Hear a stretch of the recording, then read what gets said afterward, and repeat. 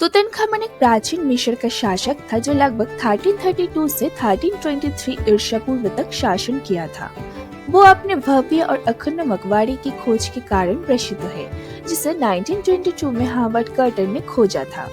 अपने छोटे से शासनकाल के दौरान उन्होंने अपने पिता अखेनातेन के धार्मिक क्रांति के विपरीत पारंपरिक मिस्र के बहुदेववादी धर्म को बहाल किया। तूतनखामन का जन्म लगभग 1341 ईसा पूर्व में हुआ था और उसका मूल नाम तुतनखतन था, जिसका अर्थ है एटेन का जीवित छवि। जब वो 9 साल की उम्र में शासक बना तो उसने अपना नाम बदलकर तुतनखामुन रख दिया, जिसका अर्थ है आमुन की जीवित छवि। वो 9 साल की उम्र में शासक बना और लगभग 19 साल की उम्र में उसकी मृत्यु हो गई। उसके शासनकाल में उसके शक्तिशाली सलाहकारों ने उसके पिता अखेनातेन द्वारा शुरू किए गए धार्मिक परिवर्तनों को पलट दिया और अमुन्ना जैसे पारंपरिक देवताओं के पंथ को फिर से बहाल कर दिया। उसकी मृत्यु का कारण स्पष्ट नहीं है और इसके लिए रथ दुर्घटना में लगी चोट, मच्छर जनित बीमारी या हड्डी की बीमारी जैसे कई संभावित कारण का अनुमान लगाया गया है।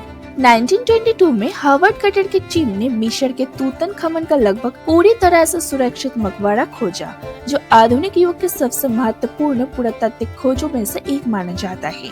मकबरे की खोज के बाद ही तूतनखामन को प्रसिद्धि मिली। मकबरे में मिली कलाकृतियों और खजाने ने प्राचीन मिस्र के जीवन और कला के बारे में बहुमूल्य जानकारी प्रदान की। तूतनखामन के कब्र की कहानी 1922 में पुरातत्वविद हार्वर्ड कार्टर द्वारा की गई खोज से शुरू होती है, जो मिस्र के युवा राजा की एक आश्चर्यजनक रूप से सुरक्षित और खजाने से भरी कब्र थी।